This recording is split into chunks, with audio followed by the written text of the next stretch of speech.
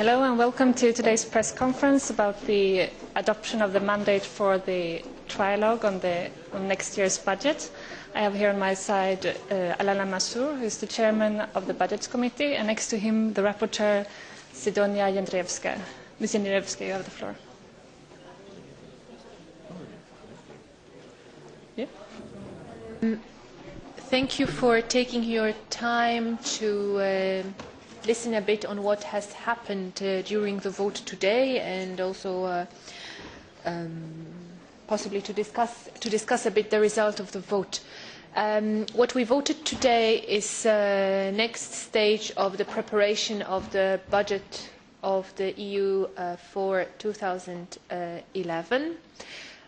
Just to remind or to recall that we adopted priorities for the budget 2011 already in March. And now the document that was adopted is so-called mandate for the trialogue. The budgetary trialogue, that is the first official meeting between the European Parliament, European Commission and the Council, is going to take place on the 30th of June. So this document is a line, if you wish, of the Parliament on what we want to put on the negotiation table in June. I am not going to go into all the details because the mandate is relatively big, but I would like to highlight the main topics which are also contained in the paragraph 91 of the document, and namely where the Parliament expresses the wish or a demand even to revise the multi-annual financial framework for 2007-2013, because already now we can see clearly that it will not be able to respond to all the decided political priorities for 2011. Even worse, there is absolutely no space to finance Parliament's priorities, and there is a big difficulty to finance the big ambitions of the EU expressed in the Treaty of Lisbon, such as the European External Action Service. So the demand to revise the multi-annual financial framework is definitely there, with a clear highlighting to the creation, to the budgetary foundation of the creation of the European External Action Service.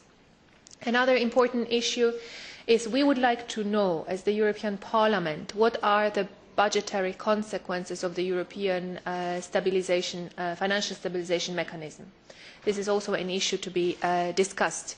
Another problem are the very scarce resources in heading 1A, and an important issue which is close and dear to my heart, and I am glad that I got the support of the Parliament for this, is the priority or a leitmotif, if you wish, for 2011 budget linked to youth, mobility and education. I think we should also discuss at the trialogue in June how we want those programmes related to this leitmotif be enforced. I believe that these are the programmes that have truly added European value, which are cost efficient. That is, they are not expensive if you look at the beneficiaries, how much it costs per beneficiary. They contribute to creation of the European civil society, and I'm convinced that it is a good investment. I'd like just to highlight that the vote today was, for me as the rapporteur, if I may say, a source of satisfaction, because the support for the report was very high. If I don't want to make a mistake, the vote in favour, these were 571 members voted in favour, 45 voted against and 41 abstained. This is a very good result for a budgetary mandate. Thank you.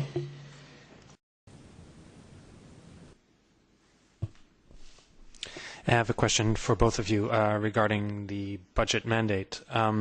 Last week, the Belgian ambassador to the EU already ruled out any increase in ceilings, and several member states on the first discussion on the budget said that they will be looking to cut back the budget. So how realistic do you think your mandate and your proposals are?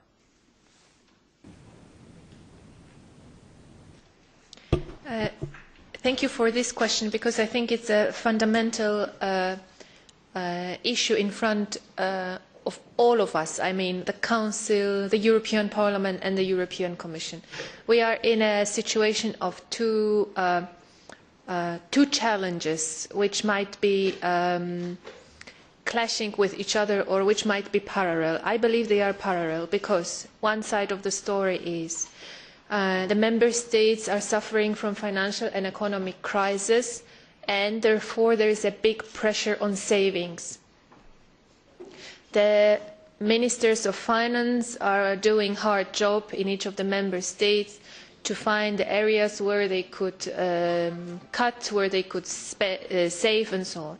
So as a rapporteur, believe me, I'm already getting very informal, but still I'm getting a lot of impulses, if you wish, from different member states, members of the Council, let's say, who said, look, we are doing hard work to justify savings back home, and what do you want to achieve with increasing the EU budget?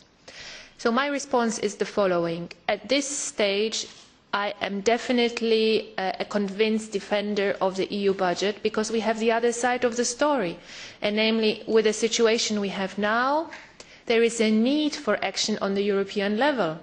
Just to name one example of the agencies to regulate financial institutions. 3, 4, 5 years ago, they would be unbelievable. Nobody would accept the existence or the creation of such agencies on the European Union's level.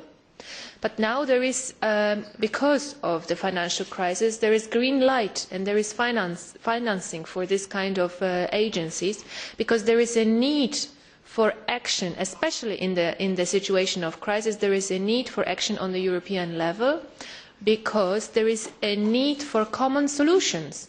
Many of those problems that member states tackle themselves can find totally or partially solutions also on the EU level.